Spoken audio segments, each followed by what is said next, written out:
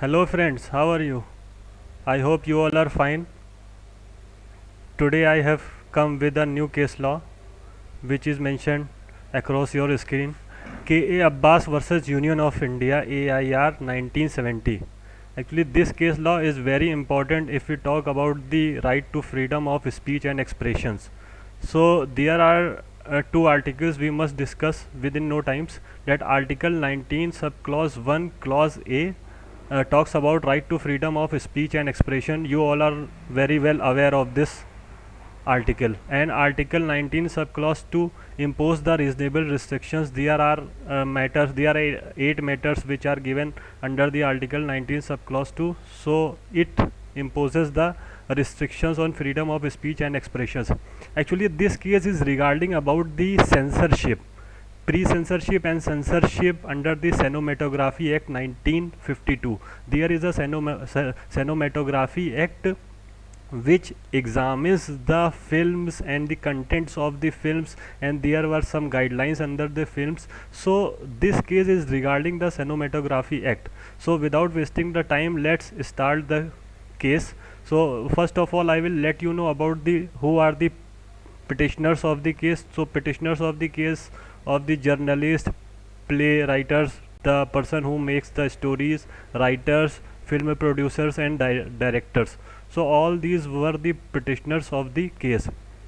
And respondent is the censor board of film certification. Censor board of film certification, it is a kind of regulatory body, okay, which works under the Cinematography Act 1952.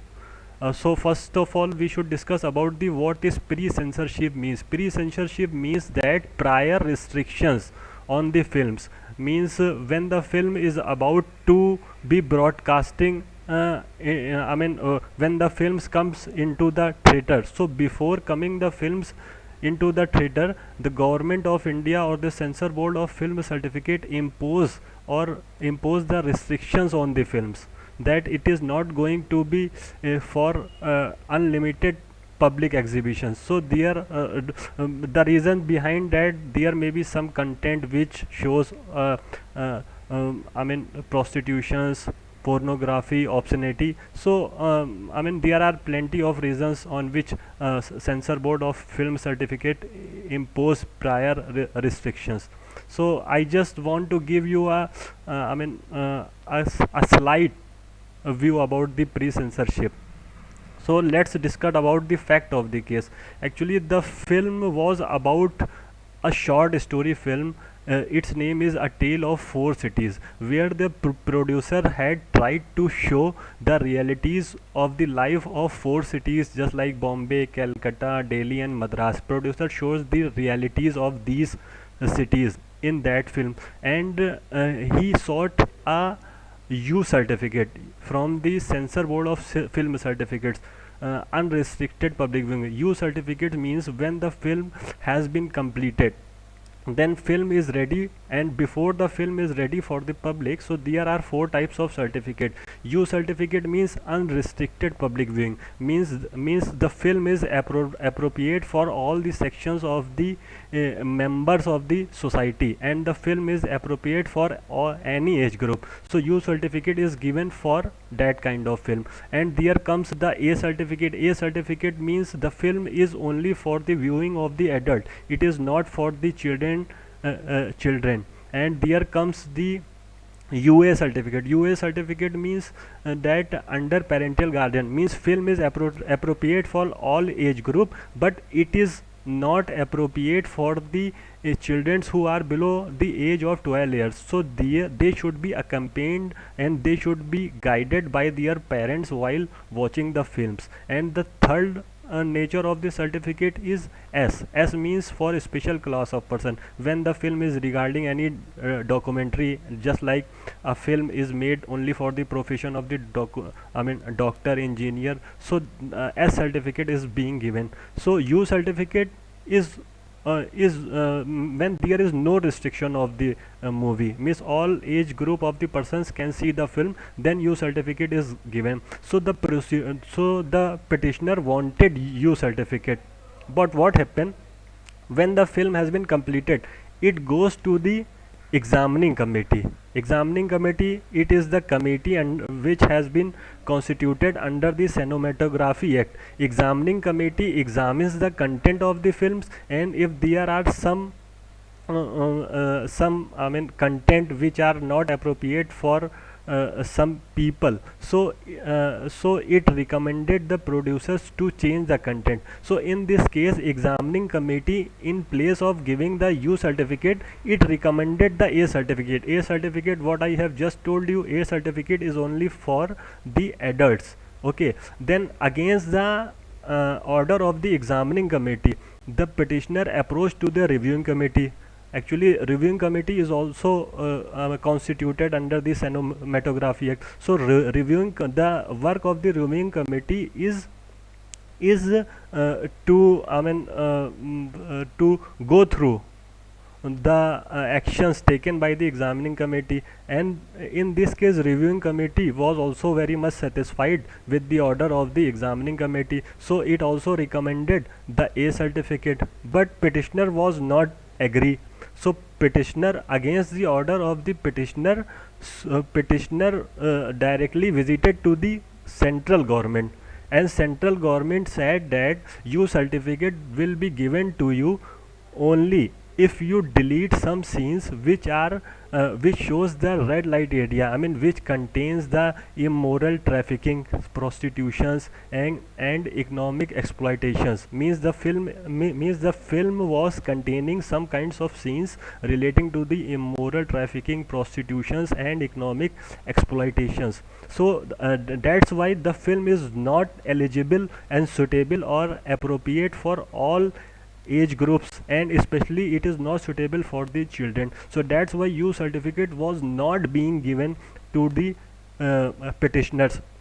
So the petitioners at the last moment, under Article 32, which provides the constitutional remedies, under Article 32 the petitioners approached to the Supreme Court and said that his right to freedom of speech and expressions was violated. Now we have till now discussed about the fact of the case. I hope you have got the fact. Now on the basis of the fact, was questions were framed before the court of law, before the Supreme Court. Let's discuss about the questions and what the point petitioners made during the argument of the court proceedings. Let's discuss about it. So the petitioner first of all said that film is the medium of the freedom of speech and expressions, like there are plenty of mediums of the freedom of speech and expressions, just like print media, electronic media, Facebook, Instagrams. So film is also the medium of the speech and expressions, but there is no prior censorship on any other medium of the freedom of speech and expressions, like electronic media and print media, but there is a prior censorship in the on the films. So why this is applicable only in case of films? The first question was from the petitioners. Okay, so he said prior censorship is not constitutional and it does not come under the ambit of the Article 19 subclause 2. The first question was made on behalf of the petitioners. The second question on behalf of the petitioners was made that okay, if we accept that prior censorship is eligible and prior censorship is sufficient for the films only, okay, not for the electronic media, print media, but under the Cinematography Act there are no guidelines mentioned. There are no any kind of guidelines which specify that on what basis a film, censor board of film certification impose the limitation and impose the prior restrictions on the films. On what basis? Because there are no guidelines. So that's why having no guidelines under the Cinematography Act, the prior censorship should be considered to be invalid and it is not constitutional. The second point raised by the petitioners in the court of law. And petitioner also said that under the Cinematography Act there are only two committees. First is examining committee and second is reviewing committee. So the petitioner also asked the Supreme Court to set up a appellate tribunal against the if the examining and reviewing committee is not in favor of the petitioner, so he or she, I mean the petitioners, can be able to file against the I mean to approach the appellate tribunals in place of going towards the central government. So the third, I mean it is not a question, it is a demand by the petitioners. So we have got the three questions which was raised before the Supreme Court. Now the judgment of the Supreme Court we must see.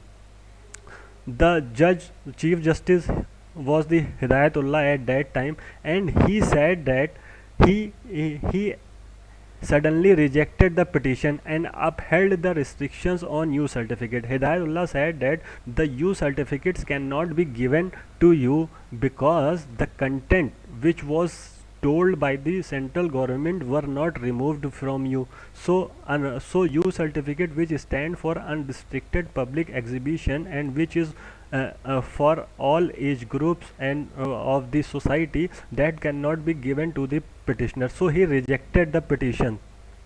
And the second thing is that the point which was raised on behalf of the petitioners, that film is the medium of freedom of speech and expression, and there are some other medium of the freedom of speech and expression, but prior censorship is applicable only the films, so why not on the other mediums? So the Supreme Court has clearly said that because the films has a very deep and lasting impact on the young mind in comparison of the other medium of the freedom of speech and expression. That's why the concept of prior censorship is applicable only in case of movies. So Hidayatullah said that the restriction which was imposed under Article 19 subclause 2 was justified and was reasonable restrictions, because the prior censorship comes within the ambit of the Article 19 subclause 2 and it is justified. So what was the result of the judgment? The petitioner's petition were rejected, and Supreme Court upheld the restriction on the U certificates, and Supreme Court said that U certificate can only be given when the petitioners remove all the contents which shows obscenity, economic exploitations and immoral trafficking. So this is all about the case. I hope you must have learned a lot, and my motive is to explain each and every point, and I will try to make a Hindi lecture on this case. And if you like this video, please like, share and subscribe. So thanks for watching this video.